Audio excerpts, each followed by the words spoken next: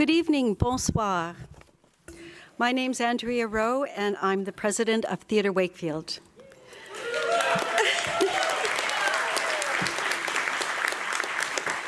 On behalf of the festival, we welcome guests on the unceded territory of the Algonquin people. We recognize their strength and wisdom, their stewardship of the land and water, the plants and animals. Together, let us commit to learning about and learning with Indigenous peoples with respectful thanks, advocacy, and action towards reparation and reconciliation. Tonight, in collaboration with the Writers' Festival, we give you, in their own words, 6 local actors performing the local stories of 6 first-time local playwrights. Talk about community building. Thank you for being with us. We're delighted to welcome our online audience from across Canada. A special hello to Brenda Rooney, one of Theatre Wakefield's founders, joining us from Nova Scotia. This is the festival's 9th edition. This year's theme is Truth in Our Time, and I think in their own words has much to contribute to that theme. Tonight you'll hear plays, each 12 minutes max, written in a dramatic form called verbatim theatre. Very much like journalism, the playwrights have conducted one-on-one or sometimes group interviews with as many people as they can about the very diverse subjects they've chosen. The playwrights then transcribe the interviews, and then the creativity begins, picking and choosing and weaving together the conversations to tell multifaceted and rich stories. And the actors play multiple parts, regardless of gender, age, or culture. No typecasting here. When it's done right, verbatim theatre has the power to create radical empathy, taking us a little further down the path of understanding the very complex and diverse world around us in a way that other forms of theatre do not. That's what both Joel Bernbaum and Yvette Nolan believe. Our budding playwrights have been so privileged to work with both Joel and Yvette over the past few months. And this week, Theatre Wakefield's actors got a taste of working with them as well. True professionals, 2 of the kindest and most astute artists out there. Yeah. Yes.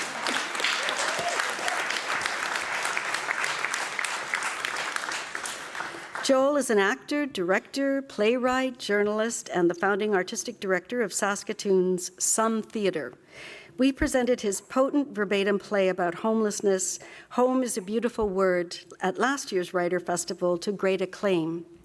Yvette Nolan is one of the country's most admired and award-winning playwrights, with over 20 plays to her credit. Her work has made a significant contribution to the creation and performance of Indigenous theatre in Canada. In 2021, she was awarded a Gina Wilkinson Prize for artists who place community and new creation models at the heart of their artistic leadership. Thank you so much to both of you for bringing your talent, passion, and expertise to Wakefield.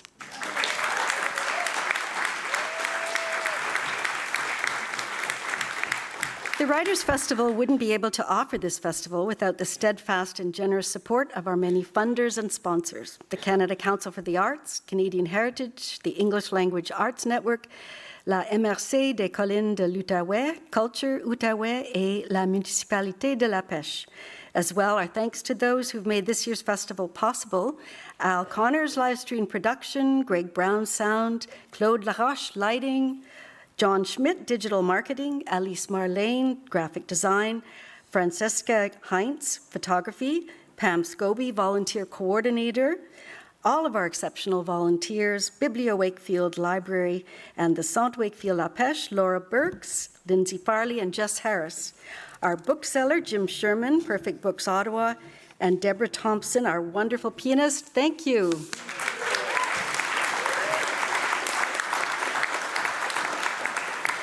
And finally, thanks to Hélène Giroux, Festival Director, and co-organizers Chris Corcoran and Peter Gillies for presenting WritersFete and for collaborating so enthusiastically with Theatre Wakefield on In Their Own Words.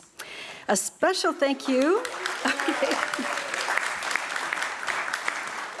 A special thank you to Peter. who had the idea to present Joel's work a couple of years ago when I approached him with the possibility of some extra funding that Theatre Wakefield had access to. That idea just keeps growing and expanding, and I thank you so much for the richness you've brought into this community through so many of your brilliant ideas.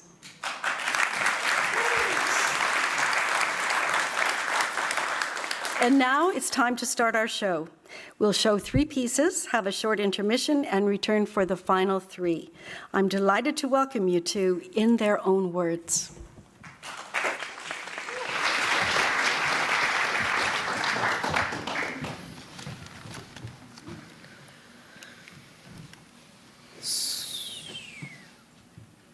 So, we're going to talk about caring. Caring is so cool.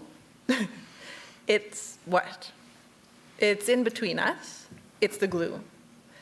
It's about what we can do together and where that can bring us and what that can inspire.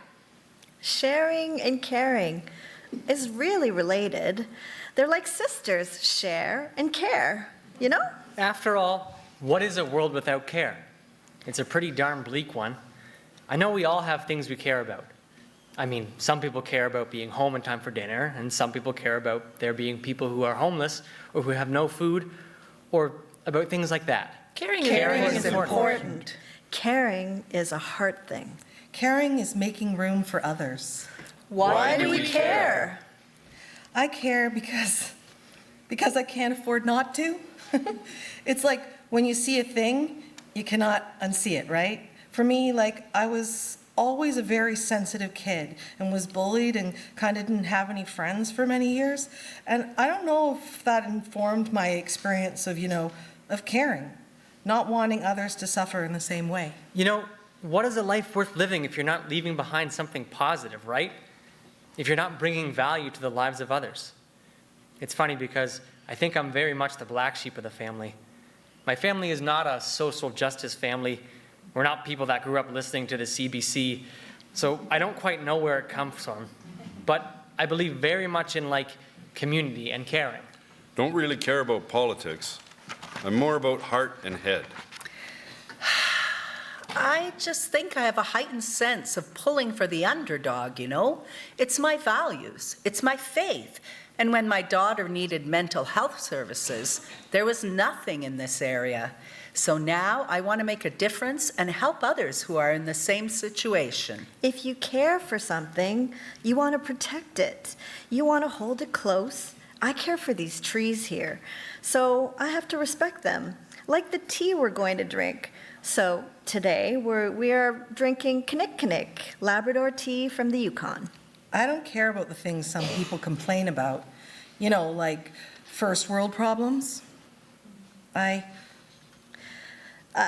care about faith, my faith. I think part of caring, is to understand the great power of the Creator who has greatest capacity to care. This tea is yummy. I mean, we're all one family, no matter where we come from. We're all human. Well, I care profoundly because we're talking about an existential crisis that literally could spell the end of humankind. And I have children and grandchildren, and I don't want them to live in a world where they're struggling for literally, for their lives. I mean, we really are in a climate emergency, and understanding that lit a fire under me in terms of I need to do something now. Caring is appreciating and respecting the land. I don't care about people who don't cut their grass. I say, let the wildflowers grow and the bees come. Well, for me, it's my job to care. I think as a nurse, you have to care, although some don't. For me, I work with street-involved people that have spent so many years in prison or out in the streets not even knowing if they're going to eat, and that have almost died, lost family, lost friends, to addiction, to poor social economic conditions, They have struggled their whole life. And when you see those people, and then you think about your little personal problems, it puts everything in perspective. And I love human beings. I think that's the main part. I just love human beings. Caring is doing the right thing for people and the planet. And I don't care about poo and pee and like nudity and all that kind of thing. You're like very exposed to that as a nurse. I mean, if you knew the amount of butts I see in a week. I work in a caring profession, but I think the most important caring thing that I'm involved with right now is within my family, right? Being a mom and being a daughter and a wife and all the things that you know you do for your families, especially as a woman. I don't know, there's just something in me that says if you can do something, you need to do it. Because you never know, one day maybe it's your turn. This is silly. It's always stuck in my head. I was very young, and this lady, our neighbor, she was in a very bad situation. And she was very, very, very abused. And she ended up actually killing her husband in self-defense, and she went to jail, right? And my mom went and visited her in jail because nobody else would. And my mom's like, I'm not judging whether she was right or wrong. She's alone. She's sad, and she needs someone, and I think I'm going to go visit her. And she did. So I grew up like that.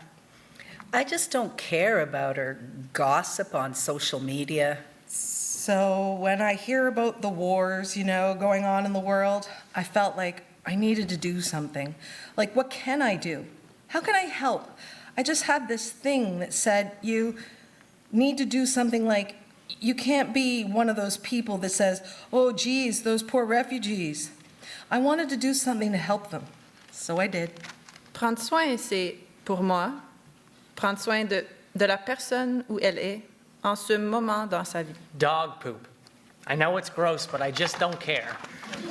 Well, I'm not the kind of person that just sits on a beach, so I try to make a difference. My parents were refugees from the war with limited resources, yet they were always willing to help other family members financially and welcome them and others to our home.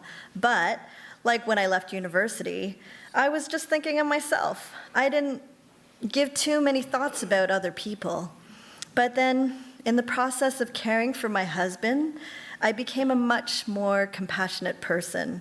He became quite sick, and he needed a lot of care. It's not like I would have wished it on myself, but it certainly taught me a lot about being kind and caring. So I became a much better person for it. Caring is always keeping your door open to anyone who needs it. I don't care about the monarchy and all their, silly squabbles. Yeah, I've always been involved with our church, work, and now volunteer at the food pantry here, which is all about helping people that need food. And our motto is that no one should go hungry in Canada. And unfortunately, they do. It's terribly sad, eh? Say a prayer. Offer your request to the Creator to make this an easier place to live. Do you want some more tea? Growing up, my mother did instill a very big sense of the world. And the way our kitchen was, there was a broom closet with a door, and the door would open up, and there was a photo of a starving child inside. And whenever we wouldn't finish our food or complaining about our food, my mom would open the broom closet and say, look at that. Do you know how lucky you are? Why not care? I mean, we're mainly privileged people, and we live in a mainly privileged community. Although sometimes it's the people who don't have a lot who give to others. I remember, in high school, where many of the kids were quite poor and had torn clothes, before that was in style. And at lunchtime, they would share their lunch with those who didn't have any. Je sais pas. Il y a beaucoup des choses qui ne m'intéressent pas. Beaucoup. Caring is hard. I've witnessed a lot of sadness and lots of tears. Sometimes they came from others, but often they were mine. Caring it can be really exhausting, can be really frustrating. It can be really depressing. We're all struggling. We're struggling to be the best human beings we can be.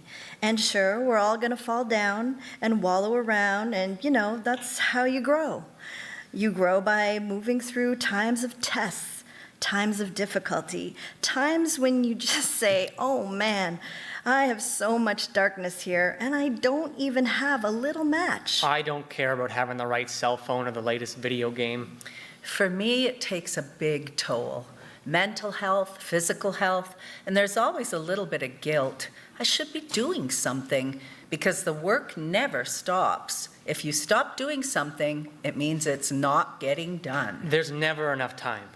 I mean, some people, I'm sure, think what I do is wonderful. And then if you ask my kids, like, what's wrong with mommy? And my kids will say, you have no time for me. I mean, having kids, I think, really tempers what you can do. A top-up?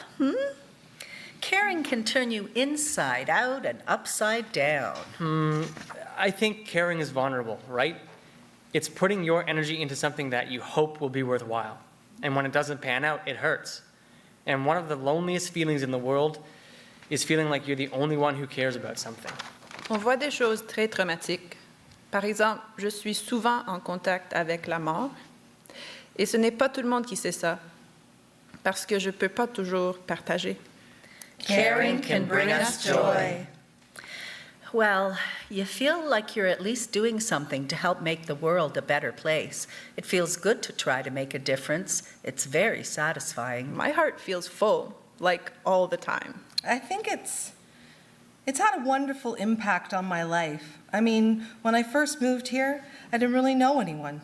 So I just started volunteering, and that's how I found a lot of people that are in my circle. Well, no, it doesn't keep me awake at night. I mean, I don't wake up in the night, except to pee, and 2 minutes later, I'm back to sleep. I asked my grandfather, when he turned 100, Grandpa, how is it that you live to be 100 and you're never sick ever in your life? And he just thought, and he said, you know why? He says, because I take care of people. And the Creator, He takes care of me so I can be healthy and take care of people. That's why. Caring is love. Caring is deep. Caring is not enough. I mean, there's so many critical questions that could be raised, like, why are people hungry? Why do we need food, a food cupboard? Why is there no affordable housing? Why is our earth burning up at an alarming rate? I think if we care, we need to ask those questions and try to do something about it. There's the quote from Idle No More that I kind of like. I'm no longer accepting the things I cannot change. I am changing the things I cannot accept. So, say we talk about reconciliation, and I say, well, I'll tell you one thing. You have to do your work. I'm doing my own work. And together, we can make a difference. But I'm not going to do your work for you. Be the change you want to see in the world. It always spoke to me because you can sit at home wringing your hands that I wish there was, but we need to start doing something about it. Caring is taking action.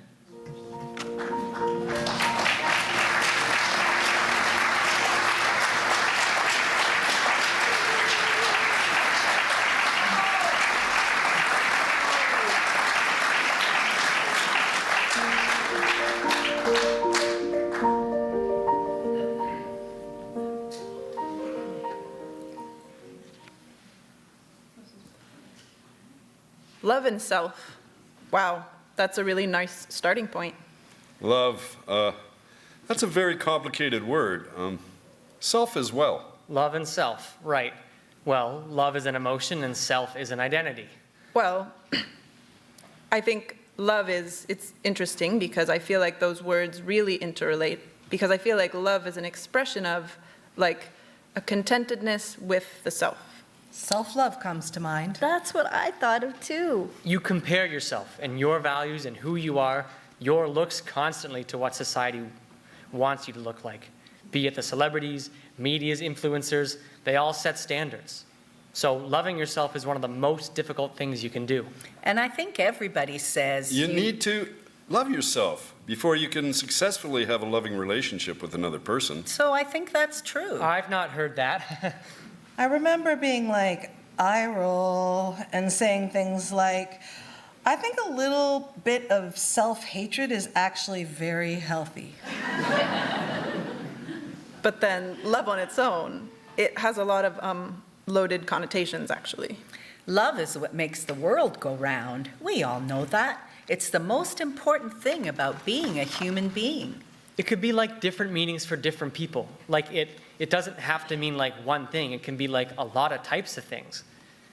Like my dog loves me and I love my dog, but I also love my partner and I love my sibling. And coming from a French background, loving and liking is very similar. So I don't see a distinction between liking and loving because both of them is je t'aime. And I think they're all sort of chemical cascades that happen in your body in response to environmental stimulus. As I get older and find my own way, rather than just the way that I was surrounded with all my life, I find that I'm redefining love for myself, and that love is just, it's like a magical force, a warm light, and a beacon for how to live your life. What is love? Unconditional. But you still need boundaries. My affection is not unconditional. If you're not going to be respectful of me. They can't just be like free for all, woo, woo, woo, you know? And self, in essence, self is like a very deep sense of belonging to everything. Self is an individual. It could be anything that has a consciousness. Everything that's that you are made up of, which includes all of your experiences that you've had throughout your life, that's impacted you and the way you think and who you are. I am an amalgamation of all the people who I've met, whether I've admired them or not. Certain parts of them have become parts of me. So the idea itself, I think, it's something that's constructed over time. I'm lucky that I'm an older person and I've had lots of life experiences, and so I have a strong sense of self and a strong self-respect that I think comes from living for so long. Self is evolving for me. Like anything you want to be. Is it something that you strive to find and then you find it and then you're resolved? Or is it some continuous? I think it's continuous. What is normal? Well, like heteronormative, I guess, would be one thing, right? What we think is normal in our society today is so far from being normal for a human being. It's been corrupted by so many forces, political, sociological, psychological, that maybe what is really normal is something that we don't really understand. You always compare yourself to what society wants, and that makes you loathe yourself more than love yourself. So I would say that most people are just masking themselves. Depending on your values, your beliefs, and where you are legally, the concept of love can be very restrained or very, very broad. I think love sometimes brings up fear for people, so it's a pretty tender spot. There's quite a bit of cultural references that could just be ditched, or at least understood for what they are, just like a construct around love. If by outside the norm you're referring to love involving members of the queer community, I don't think there's any difference between that sort of love. I mean, it's all the same kind of love, right? It's kind of refreshing, isn't it, to think in those terms? That's one of the most interesting things about the Pride movement, the new communities, is that it will topple old regimes. It serves to dissolve the patriarchy. It makes me very happy to see different depictions of love being represented in media, and it makes me really happy to see folks who do not identify with heteronormativity expressing their love in public, because that is something that is becoming increasingly more common because people feel more safe to do so. I think it's like definitely better in like smaller communities. Like they more like listen to other people's ideas than in a big space. More of a community. Yeah. There's room for a lot of different experiences, and I think people would be a lot happier and healthier in general if we could open up that experience in our society a bit and really stop trying to contain ourselves. I remember like our teacher, she's like, I dare you to like go one day pretending you're like someone else for like a day and see the toll it takes on you. And I mean, I didn't do it. I should probably do that though. But yeah, it would definitely affect you, and you'll be feeling good about yourself when someone says something and you'll just feel horrible. I would describe it as someone not using the correct name when calling you or naming you. How many times that people get offended by, let's say, a teacher or something like that, that don't remember their name, and then they're like, oh, well, my name is that. Well, that little feeling at that moment that you had to correct that person, well, imagine that, but like tenfold. And that's from the moment you realize you're trans. I felt that way since I'm 3. I think gender is a construct. I feel like the world is actually full of they, thems, but it's just not a language that we're really used to yet. It's obviously something of interest in our society, and it might be part of the evolution of our society. This exploration is a really good thing. It's gone in many more diverse directions than I could ever have thought about when I was a young person. But also, I have a suspicion, and maybe this is just wrong of me, that not everybody is completely sincere in their desire to be assigned two genders. I guess what they means, I don't know. I'm not sure if I really should be expected by everybody to change the way I speak, honestly. I don't mean to be disrespectful. I just find it a little bit daunting. I find it perplexing and confusing, but it's none of my business, really. People should be free to live their lives however they want to live their lives. And I would expect that sort of treatment to be a universal sort of human treatment. We should all treat each other that way. I would say that I've been out and queer for the majority of my life, and I would say that it changed a lot from like 2008 to 2023, when I thought that they were like, oh, an accepting community. It was when the LGBT was mostly LGB. The T wasn't really spoken about. So it was very difficult at the time, until 2016, when the movement for the trans community came out. And I would say that's when the LGBT became a better place to actually identify than staying in the closet. I'm super jealous of folks who are able to come out now when there's more language because it's so liberating. It's just an exciting time to be young if you're bi or gay or, because you can find a space in a community that will accept you, and more so than when I was young, that's for sure. There's those old myths about how there was a person who was both male and female, and then somehow, these are kind of creation stories. They split apart, and now they're still trying to get back together. I just feel like everyone's going to have to come to it naturally in their own way. I don't mean to come across as cavalier about it. I guess I'm not going to necessarily challenge people too much. I will if I feel like there's some harm being done, but also I respect people's processes and where they're at. So maybe human beings are on a path to reconciling that. Do you feel like a lot of queer people feel safe expressing themselves in this community? I'm not queer, so I can't relate to that. At our school, I think it's pretty open, but there's still some people who have hate, so, they make fun of it sometimes as if it's like a joke. Makes me mad, because it's like, most of the time, they can't relate to it either. It's usually with pronouns, where it's like, people say like, my pronouns are like dinosaur and stuff, or yeah, it's like, no, you're not. Like I've heard people say, someone says the pronouns are they, them, and they're like, no, they're she, her. Yeah, telling them what they are. People are always like, geez, calm down, it's just a word. But it's not just a word. I saw someone go by she, they on social media, and I emailed my friend and was like, this is speaking to me so deeply. Would it be totally disrespectful if I, use these pronouns? And they were like, it's not a secret society. If it's who you are and it expresses your identity, then yes. It felt like I needed, permission of kind, which is kind of interesting. I've run into a lot of people in my lifetime that have needed healing, and it's not so easy to find the correct path to healing. It's different for everybody. The thought of young children, grade 2, 3, you're kind of young to know exactly your exact pronouns, your exact sexuality, because you really haven't had that much experience out in the world. And you think oh, I have to figure out, but you don't really. You have your whole lifetime for that. The freedom to question is everything. Maybe it's when you go looking for it that you're looking for confidence in yourself. You're looking for a way to be in the world. That's self-assured.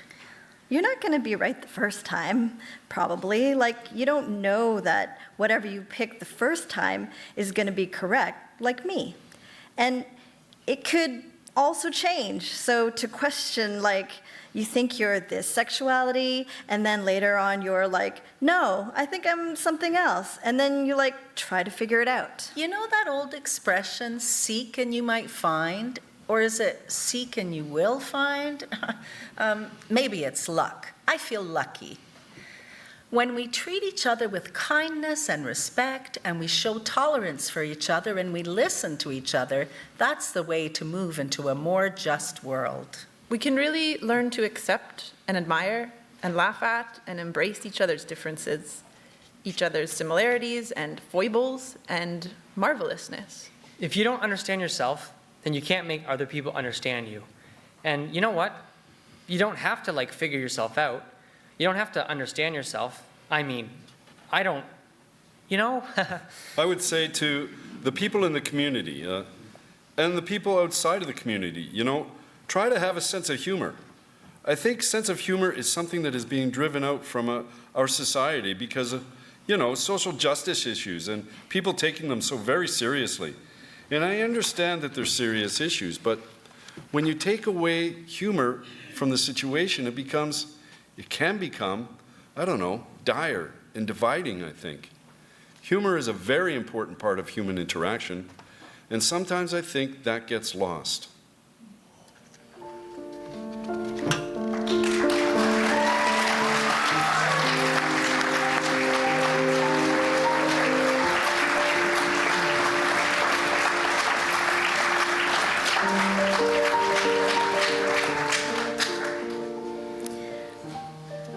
I think sobriety forces or allows you to just feel your feelings. I think feeling your feelings is just really important.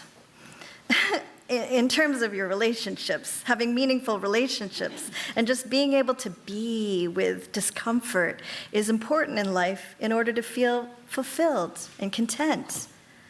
I think that addictions are related to that inability to just sit with discomfort, just being with difficult feelings, difficult emotions. Anger. Sadness. Loneliness. Confusion. Numbness. All those things are moving through them is the way you can feel more at peace. What comes to mind for sobriety? Well, it's not that straightforward. I'm sure sobriety is a struggle in itself. For me, I'm essentially sober because I drink honestly never. Well, I don't like drinking. At a certain point, I just started to recognize that I didn't make it, it didn't make me ever feel good. I think I always felt the need to explain why I'm not drinking alcohol in a way. And that's odd that you should have to explain why you're not drinking. What comes to mind for sobriety?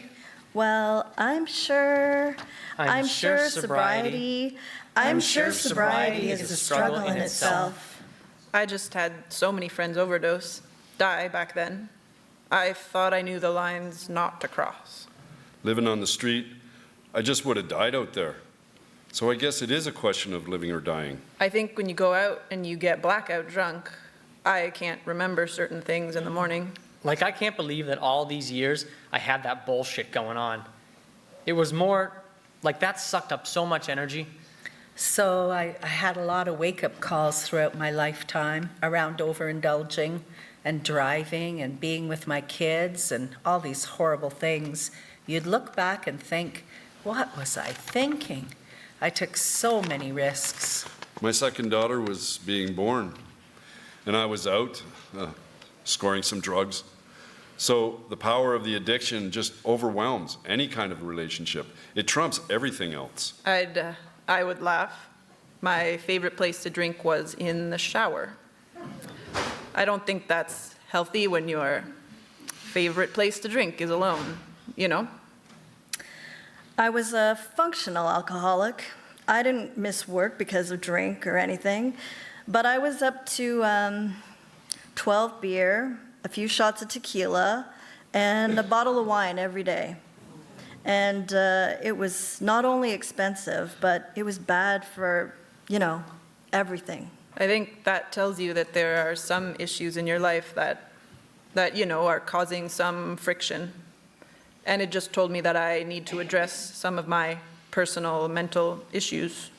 One of the privileges of being a doctor is that kind of forced intimacy so quickly.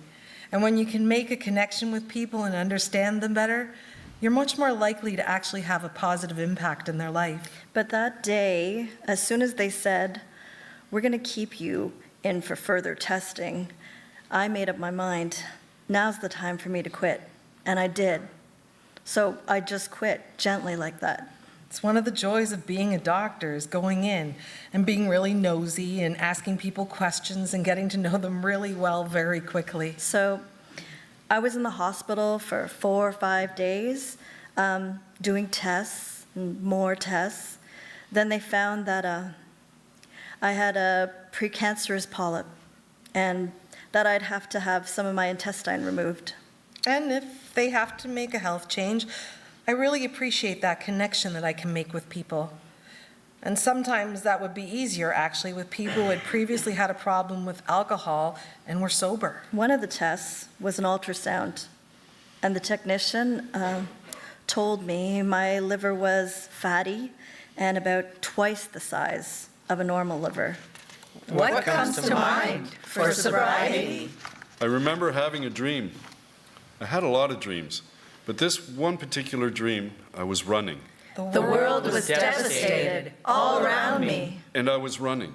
Everything was burning and falling down, and I was running toward that. And then I looked behind me. And it was worse. And behind me was the addiction.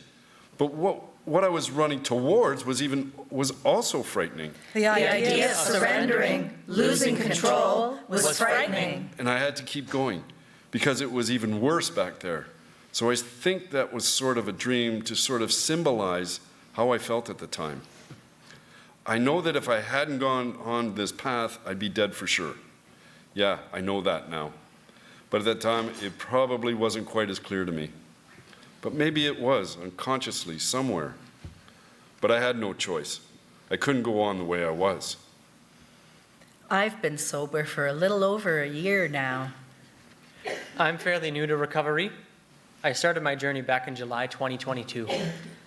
I made the choice to stop drinking as of November 1st, 2022. There's fear, because I'm afraid of what I'm going to lose. I'm afraid of where I'm going, you know. I'm afraid because I don't really understand what's happening, why I'm behaving the way I am. There's shame that I've gone so far down the path of being an irresponsible and bad husband and father, and I've hurt people along the way a lot. And if I go deeper than that, it's a mystery. It's almost like a miracle, because I don't really know why. At that moment, my thinking changed. I mean, I've been in that place for a long time up to that point, so why, right then, did it change? All I know is that once I made the decision, all kinds of things would happen, would fall into place. It's a decision every day, every minute. Like, I don't have to worry about hiding stuff. Or am I drinking too much? Oh, can I have another drink? I don't want to use any kind of like, I don't know, willpower's not the... Like, I don't have to worry about, am I going to get caught while I'm drinking a beer? Driving to Wakefield from the city. I know I got to do it for me, ultimately, or it won't work. But what drives me at the moment, and the beginning, I guess, is making people proud. Like, I don't have to worry about, watching out, making sure there's no cops around, or making sure I don't have a fender bender, and somebody says, oh, fucker's been drinking. Maybe showing I can do it, trying to get some credibility back. When you're not sober, it didn't matter if you're right or wrong, you're drunk. Get no credibility. That's frustrating. I don't have any of that. I don't have to hide it from my partner. What comes to mind for sobriety? I've been sober for a little over a year now, And it's the first time since I started drinking as a teenager that I've done this for any length of time. I know myself well enough to know that this is the real thing, that I won't go back to drinking and alcohol. This may be a trend towards a more sober, curious culture kind of thing. I think drinking is the new smoking, maybe. Number one is for my health, my physical health, but my mental health as well. Right away, when I was off the alcohol for a week or two, I immediately started sleeping better. And of course, I didn't have that dragged out feeling when I woke up in the morning. And I think it would be really good because I think that there's a lot of negative, not just health issues with drinking, but social issues, right? Like with rape and crime. That alone is enough of a reason to really view it with a lot of suspicion and concern. But more than the mental health is because I was just in this lifelong pattern of drinking, of partying, of having a drink as being the norm for any kind of get-together with anyone. But I didn't need to have other people to drink. I would do it alone, too. And it was a norm for me. What comes to mind for sobriety? It's not that straightforward. I'm sure sobriety is a struggle in itself. I think the first thing is that struggles are something that I can learn. I can learn from struggle. So I guess I feel more secure or more confident. Secure is a better word because it's not a question of being confident. I can deal with this kind of thing. It's more like a serenity that's just there. Yeah, a serenity. I guess that's the main feeling, knowing that everything will always be okay.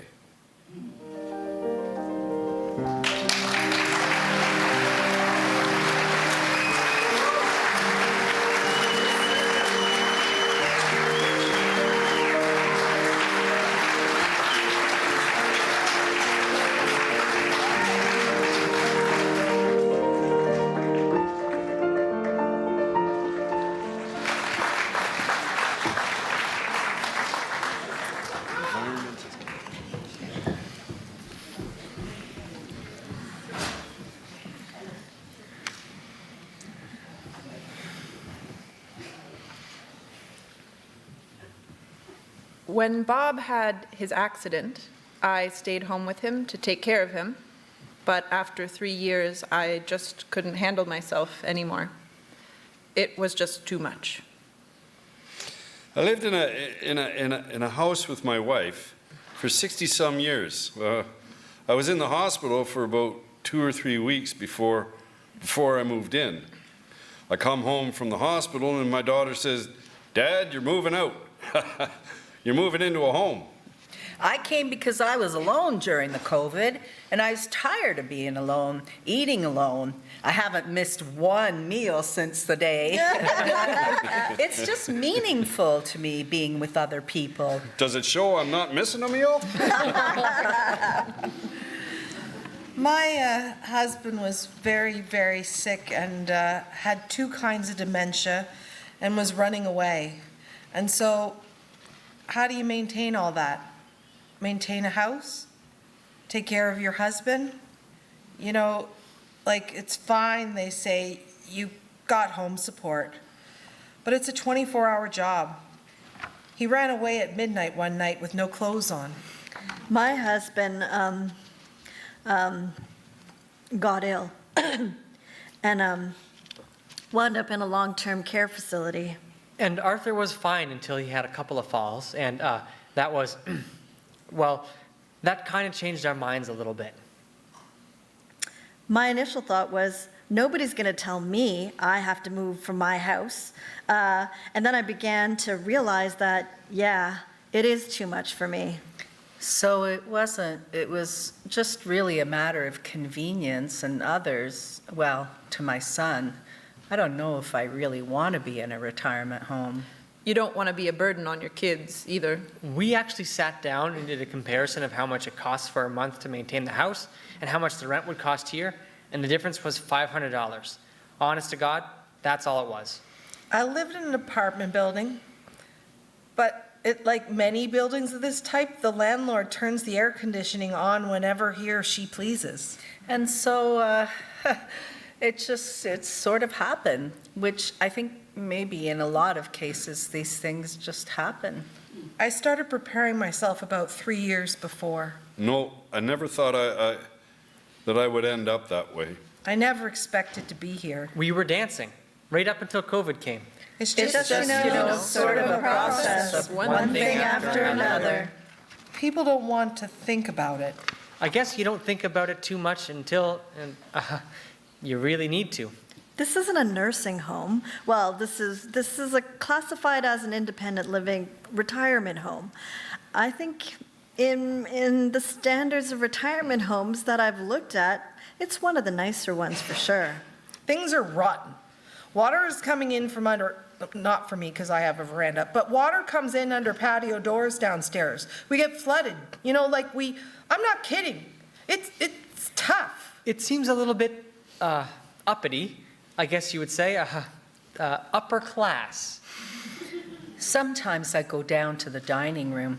I feel like I'm pigging it, you know, eating like a pig.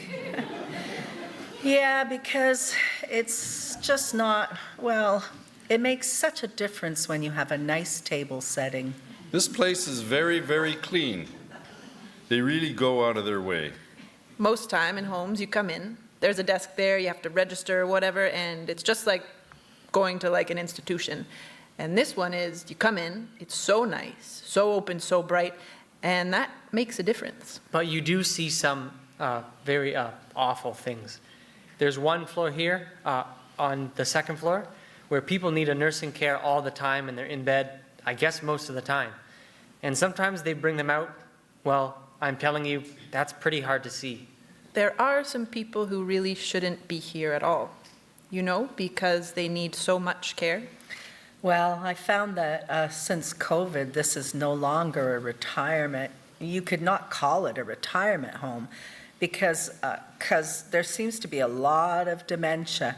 And whether this is a result of more older people needing help that they're not able to find in the long-term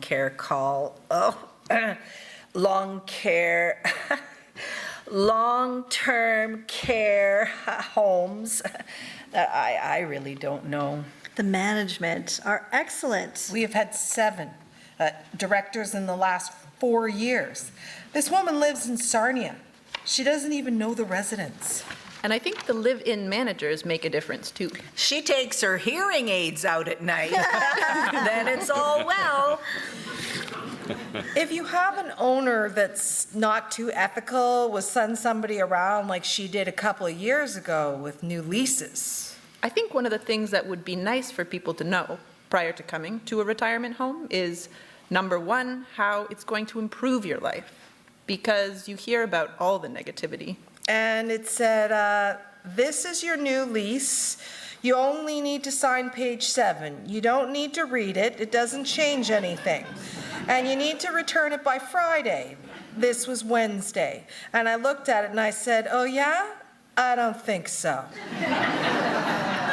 Don't forget that they're being paid to manage. So I phoned the landlord-tenant board, and it said, the consequences of signing this lease will be 10 working days after, you will be getting a new letter saying that in accordance with the new lease you signed on such and such a date, your rent is now the current rate. And that's what would have happened. And I knew that. I knew that. I've done enough fraud cases in my days. So, it's not illegal. Very unethical. And that, to me, is elderly abuse. I say to my kids, you know, kids, this is not my home. My home as a dad is with you. This is not my home. This feels like home for me. We like it, but it's not like home. We call it home. She looked at me, she said, it's not home. It's about as home as you ever want it to be. Yep. With an extended family. Oh yeah.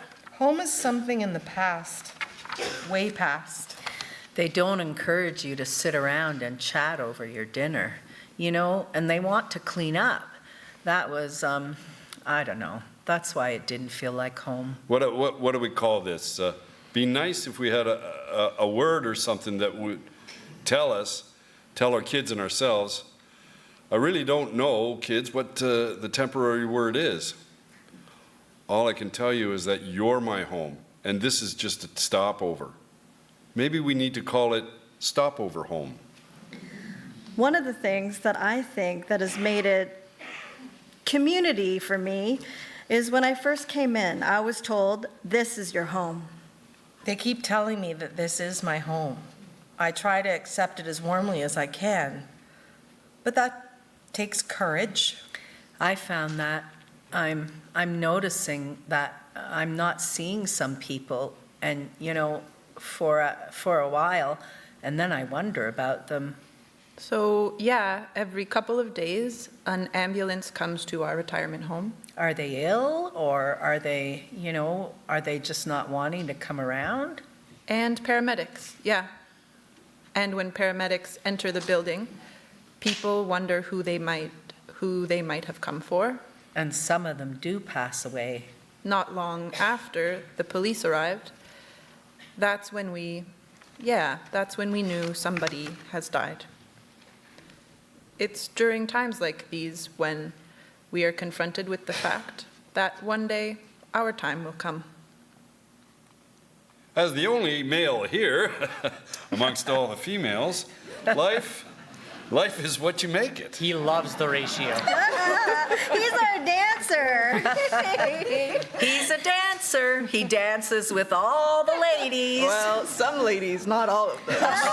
Some ladies won't get up on the floor with me. I embarrassed them. No, we know when we get up, he'll never let us go. No, it's our honor. It is an honor. I enjoy myself. You know, if you don't enjoy life, what's the use of living? I feel like everybody here is my brother and sister. Yeah. Here.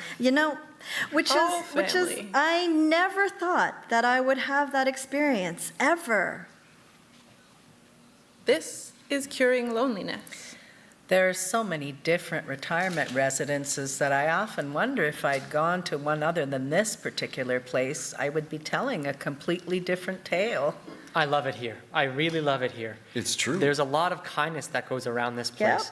Because I've seen it for individuals who say are not quite physically as mobile as some of us. And always there's somebody who'll get up and say, oh, let me give you my arm. I'll take your chair. It's just there's kindness that comes here because it's generated by everyone around.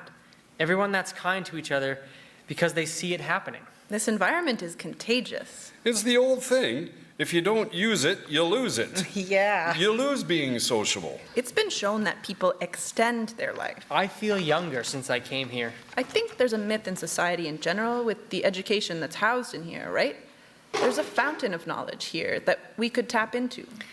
I don't know if what I'm telling you is any help to you at all. We have or the natives have the words eldership and those things. They have that. That we don't have and don't recognize. See, but the natives have that built right into their society, and I don't know if our society would even want that. A kindness always still surprises me in a wonderful way. And honoring, honoring. And stop doing that, ew, senior, ew. Stop doing that. That's not what he is. That's not what she is. They are still the same people. That they're like a banana that's got a little ripe, But ripe bananas taste better than not ripe bananas. That's true. Ripe bananas they've got a sweet to it, and they got a few bruises on their body and brown spots and that, And for the longest time, people think, oh, that they're rotten. Rotten? That's the best banana. We are born completely dependent on everybody else, completely dependent. And as we grow older, we are independent. We run our own life as we like. We get older, and gradually again, we become dependent. That's true. Exactly. And comes the point we're so dependent that we have to come to a place like this, and this is a fact we have to accept, that we are dependent at different degrees, but that's the human law on planet Earth. That's right. Well said. I think the whole thing is to keep a good attitude towards it all. Laugh when you can, and cry when you have to. Life is too short. Yeah, exactly. Life is too darn short. Oh, my truck driver is coming out, sorry.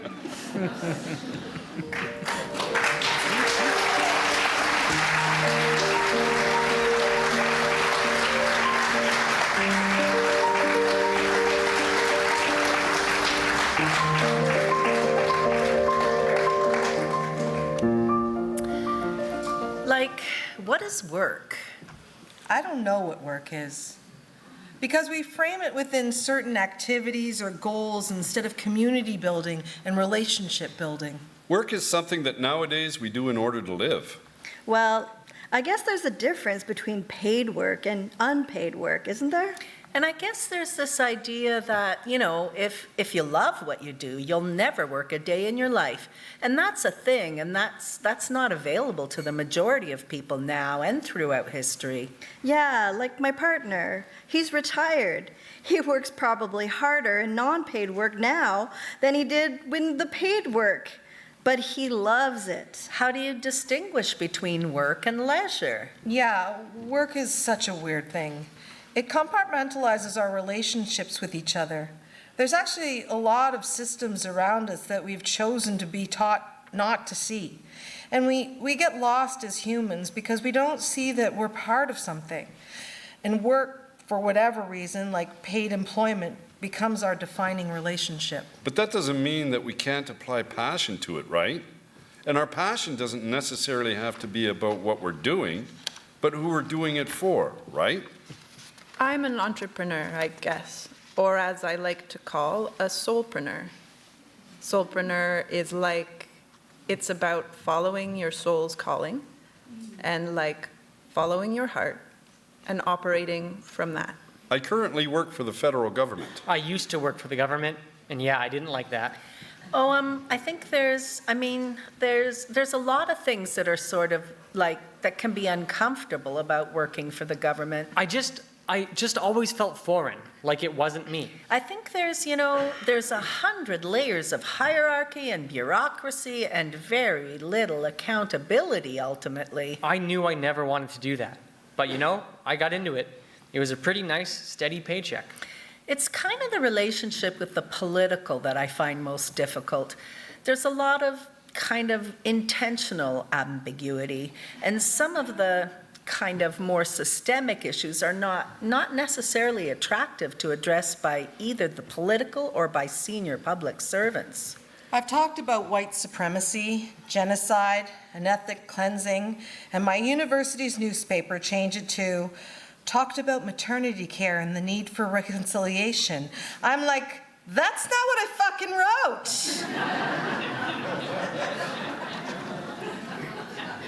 I'm not playing by the rules. I'm breaking down constructs. I'm doing things differently. And so it can be easy to feel knocked off your path just with outside influence and fear. In high school, I wanted to be a doctor. Definitely loved medicine. Knew I wouldn't be able to hack it. And I actually got into medical school. But looking at it more, I also want to be a dad. I wanted to have a family. I'm a family man. I mean, the real reason for farming is that I wanted to, same as my mom, take care of my kids. I was thinking about my mom. Well, she passed away in May, and she was sick for 4 years, and so I thought a lot about her as a result. Her whole life she just tried different things. No limit to when you can start something new. I went back to school. I did my master's. It was really, really mind-blowing for me. It talked about structural changes that, needed to happen.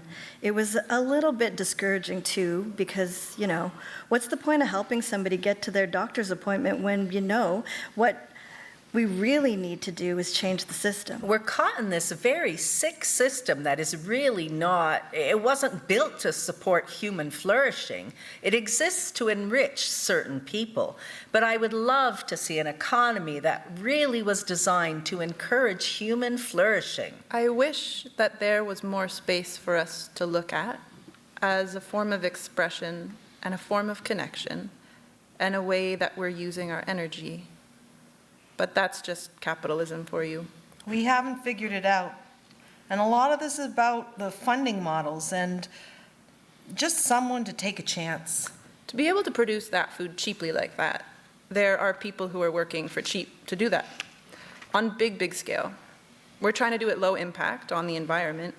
We don't use any plastic and it's all organic. And so it costs way more and takes way more time. There's kind of an acknowledgement that the current system is built on foundations that are decades old. There's a lot of organizations that have been funded who've had sort of the benefit of that funding for a really long time, and so are, of course, in a better position to request additional funding. At the same time, there are lots of other organizations that are smaller and haven't had the same opportunities to develop because the foundational systems weren't built to support them. And in some cases were purposefully exclusionary. And then it just so happens that many of these underserved organizations are rooted in racialized communities, indigenous communities, lower income communities. Anti-Indigenous racism, systemic oppression, whiteness. Christianity has a huge role to play in oppression of people in this country. There needs to be such a radical departure from the way we've been working. But it's every step. There's white people wanting not to have this work done. And it's like, this isn't working for anyone. People in 100 years will be looking back like, these assholes. Like, stop feeling sorry for yourself. Actually do something. If humanity is going to survive the next 100 years, we're going to need to figure out how to do a better job with work. What are we willing to pay for? What do we value? Yeah, aligning better with our values and with what really matters rather than what, we're indoctrinated to be in fear and that we need to survive and that work is a way to survive. I do think that we're in a time right now where we're being called to do more than just show up. Part of my challenge has been trying to figure out am I in a position to make a more meaningful contribution than I'm currently without torpedoing my sort of fragile state? I've lost my job several times now and not in ways that I wanted to. And it taught me, in terms of letting go and finding new and not being afraid of those shifts and trusting in that they're, for the better. I kind of retired last fall, and I didn't burn out, but I kind of had to. I knew if I didn't stop working, I would. One of my ride-along shifts, we had to deal with someone that was ODing. And it's very sad because you see their life going away. They're numb and they're lying there. And they've given up essentially on trying to confront their issues. And so we have to give them Narcan to help them, to resuscitate them. And it really does. It really does resuscitate them and they come back. And then you have to have a conversation with this person. Hey buddy, what's going on? I'm not a narc. I'm not the cops. Tell me what drug you've done. I'm not going to tell the police. Talk to me so that I can give you the proper treatment. I heard so many sad stories, and it just comes to a point where I couldn't hear anymore. People don't know what that does to your wellness. Yeah, so currently I am off. So it's nice to kind of have a bit of a reprieve to just, because it can be a lot. 120 students in a day, It's wearing me out, and I don't know how much longer I can do this. But I love the students. It's so chaotic sometimes. I just make it fun for myself, and I hope the kids can find a safe space to learn. I think kids keep you honest, right? If you're not your authentic self, kids are going to know. They're going to call you on it. The earth loves us, and the land loves us, and there's medicine everywhere. That's what I try to share with my students. And my work is you need to know this is a system, and we can interrupt that. It's not their or anybody's individual responsibility to fix the world, but they do need to work with themselves and the responsibilities that we carry inherently within us. Kids are so disconnected these days, and I'm realizing more and more they just want connection, an opportunity to play. I just love connecting with people and helping people just leave in a better state than they came. Like, can I be so bold as to say, even just connected with how they're feeling? And often it's just through talking and giving people a chance to be heard or share what's on their mind. And it's a simple but effective way to shift. We're all here, but we're all on an app chatting with each other. And maybe that's my perspective. I don't think they're connecting. Maybe they are connecting in another way. A lot of things are done online now, but there's nothing better than actually gathering in community and sharing something that's really important to us, or having those conversations that can create new things. There are just a lot of people in my neighborhood that might need not me, but need someone in all kinds of ways. Just going into things with a full heart, open-mindedness, being able to create connections. It's tricky because not everything of value has easily measurable social or economic benefits. So what is success? What is it even? What would I rather be doing? I want to do sewing, and I want to go to the Oklahoma State Fair. I want to have a hot dog. It's just time with kids, time to create quality lessons. To me, it's just using land and farming together and helping each other out. So during COVID, I was laid off for 6 weeks. I got CERB and everything. It was okay. But I thought, right, I'm going to cut a trail along the creek, which leads to our neighbor's house. I think it maybe there had been some kind of trail there before, because in the bush was a sawmill, a small one, a hand one. It's kind of old and rusty, got a big blade, and thought, I'm gonna make a path. So I have a chainsaw, cut a path from us to the neighbor's house. Our neighbor has a disability, so I want to cut it wide enough that he could come on his ATV. It's really nice. Really proud of that.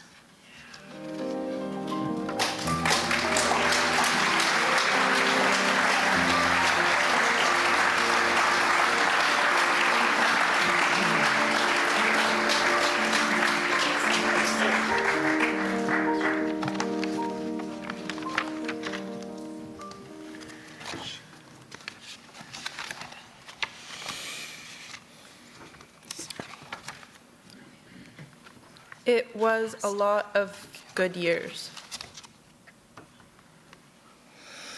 He is something special in so many, many ways. We decided to buy a house together. We wanted to have kids. I felt like I loved him, but it was such a bad situation. And then, of course, I got pregnant and shit hit the fan. If I was there, he would stay in line. He wouldn't hit her, or he wouldn't call her names. I was like, what's the worst that could happen? Stupid cunt! And the first thing that happened that was kind of a red flag was his ex knocked on the door in the middle of the night. And I did not want to be woken up in the middle of the night by people yelling and screaming. You're fat, fucking bitch! I told him in no uncertain terms that this was unacceptable. And although he agreed, he was violent that day. You're ugly! I let stuff go because the family unit is such a beautiful thing. He punched a wall, and he made a hole in the wall of my apartment. I let it pass. It became abusive like that. I mean, emotional and physical. It was fucked up. And he would wait until I would go to the bathroom to say these things, you know, like sitting there on the toilet trying to pee really fast so that I could go back so he would stop. I mean, Like, he only tried to throw things at me, or he only tried to choke me on the couch. I didn't have black eyes. I felt like I would have been taking up a resource that somebody else needed, or that, like, mine wasn't as bad, even though I was terrified for my life. Like, this is not safe. Like, this is something is going to happen, and I have to be really careful. I knew it was fucked. Things escalated. I started to think all his threats would become real actions. There would be these outbursts when he was drunk, not just towards me, but towards the children too. I was doing really well, and then out of the blue, he texted me from somebody else's number, and he's like, Please, just come meet me. and so I ended up having sex with him. I asked a friend to come pick me up because I still didn't want him to know where I lived. I don't necessarily want my grandfather thrown on the ground and handcuffed or thrown in jail. Sometimes he'd be so wasted that I'd be scared he'd end up falling or go crawl into bed with the kids. So the kids were scared, and we all were, all the time. It's a huge blank, a lot of it. The moments after, I remember thinking, This isn't my life. This isn't me. This doesn't happen to me, right? What was your part in it? It takes two to tango. Fuck off. I remember my mother talking to my grandmother in the other room, and my grandmother was telling her he hit me in the arm, he hit me in the leg. Like, nobody ever confronted him about it. Nobody ever said, "What the hell?" The neighbor looked at me as if I was the poorest thing in the world, and he said, I'm really sorry. we essentially got ostracized. It was like such little support from this community. There's no cheap housing here. People knew who, I really need somewhere to go. I'm in a bad situation right now, and just saying that should be enough for people. I don't need proof. She says she's in a bad situation, she's in a bad situation. Like proof that it was really hard, that it was bad, you know. Well, not only the community turned their back on me, but when I realized what was happening, I called my mom and I said, I'm going to leave him, but I was pregnant. She told me, Oh, it's just your hormones. You're married now. You stay married. You're going to be able to get through this. I made a date to talk with Maison Libérale, and I did it. Bald, and so much came out too. This is definitely a form of abuse. You should come and learn about it, because if you think there's another form that's worse, you're wrong. I was like, really? from that moment on, I felt trapped. I felt enslaved. I had a broken hand and a dislocated rib and all sorts of like bumps and bruises all over my body. And when I went to the police, literally not believed. Police are a bit scary. Well, I mean, you never know what's going to happen if the police come, right? Like in your community, that's humiliating. And then the neighbors are talking. What's going on? What's going on? Like, just like, what are the other options besides the police? He also went to the police. He got there ahead of me, so he has my child, of course, with him, and I'm frantic because my kids are in there after he literally tore the child from my arms. So I'm like, get me my kid. Get me my kid! Like he's in there, and they're like getting ready to be violent with me, the cops. And I said, look, I've been hit, I've been slammed by a car door, I don't know what has just happened to me, but I have an injury, I'm not okay. Like, she's like... Well, you know, a man who hits a woman doesn't come to the police station. And I realized there's nobody gonna help me here. When I tried to get some therapy through Ottawa U and they were going to call child services, that really, really freaked me out. It made me feel like I shouldn't talk to anyone. I got pregnant and I was like, great. I didn't tell him, and I just made a plan that I was gonna move back to be with my family, and I was just going to be a single mom and like raise my baby and like be happy. My own son. My son. He had escalating episodes that were violent and could have become more violent. Every once in a while, I'd be like, oh God, you look just like the dude. And the other thing is, my son has a pretty bad temper. I never felt like he would turn his rage directly towards me, but there were many times when that glass he threw against the wall could have gone into my eye or whatever. Sometimes I find it hard to parent him because he berates me, and I start to feel like I'm in that relationship again. He's got a mean streak and the same manipulation, the same, how to say something that would hurt somebody, and that's hurtful to me. And I'm in his heart. And he's my son. And I thought, well, if the police come over, this is not going to end well for him. No one is going to talk to him. My feeling the whole time was that he was going to experience some kind of violence. I even got a message the other day from someone who used to live near, and they were like, Yeah, we know, but we're not going to judge. Please judge. I'm fucking stronger and really self-aware. And I just believe myself, right? I wasn't being believed by others. And it's not known that by a lot of people that this is how terrible emotional abuse is, has a huge effect, physically, mentally, on me, on my kids. The anger. I ended up going to see 2 friends, and it was the first time I talked to anybody. I'm like, I caused this. And I've said all those words to them, and they were like, listen. They just hugged me, and they loved me, and they said, no, you didn't deserve this. You did not cause this. They went through the whole thing with me. This is not okay. And I was like, fuck. But the cops said, and they Fuck the cops. She's an idiot, obviously. She's a fucking idiot. I mean, if something like this ever happened to me again, I wouldn't even deal with the cops. I'd make sure someone else knew exactly how to proceed because they don't fucking give a shit. I don't feel like my kids are safe. They don't want to be there. I feel like his anger. I don't know what he'd do if he couldn't be with the kids, so I'm scared. I became a person I did not want to be. Nobody wants to be trapped. And when you feel trapped, you do all kinds of things that are not logical anymore. I did things too because I was trapped, right? And when I was becoming violent and I was becoming aggressive, I was ashamed of who I was. And that was preventing me from getting out as well.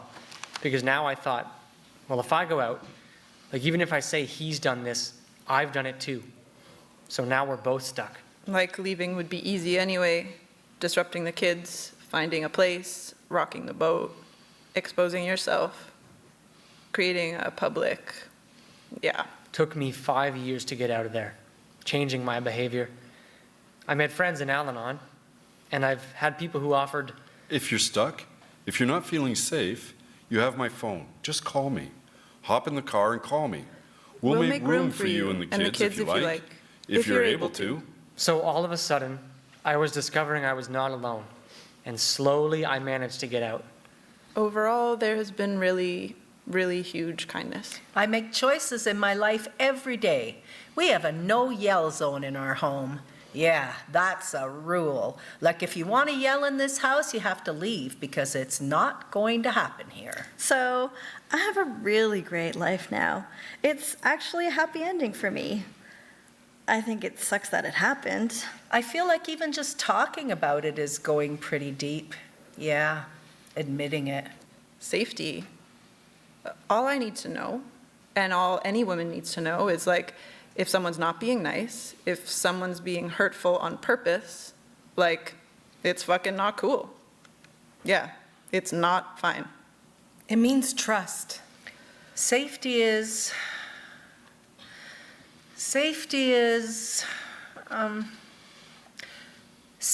home, warmth.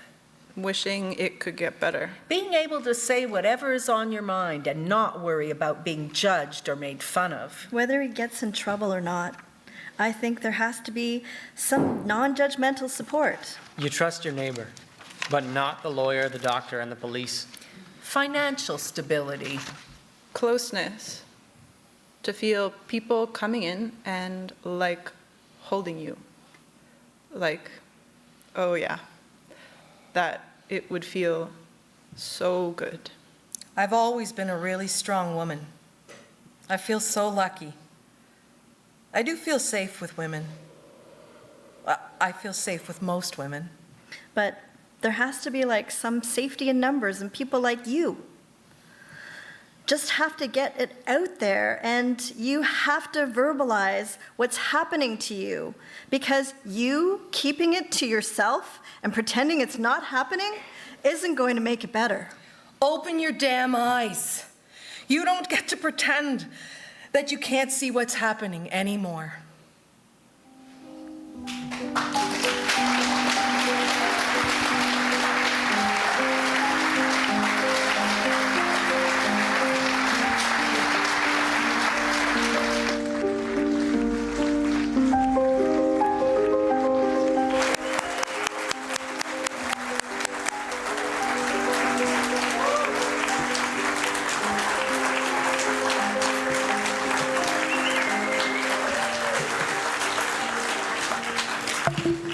Oops. Thank you, actors and playwrights, for taking risks, putting yourselves out there front and center. What an extraordinary privilege to see these performances tonight. Actors, could you step forward when I name you? Melissa Kamabayashi, Steve Powers, Ian McMullen, Osa Natalie Fraser, Teresa Bandrowska, and Lo Sirois. And playwrights, please stand up when I name you. Hilary Jocelyn, Laura Wesley, Leah Shea Ranger Drouin, Jeff Froggett, Don Moore, Anne Kavlovic.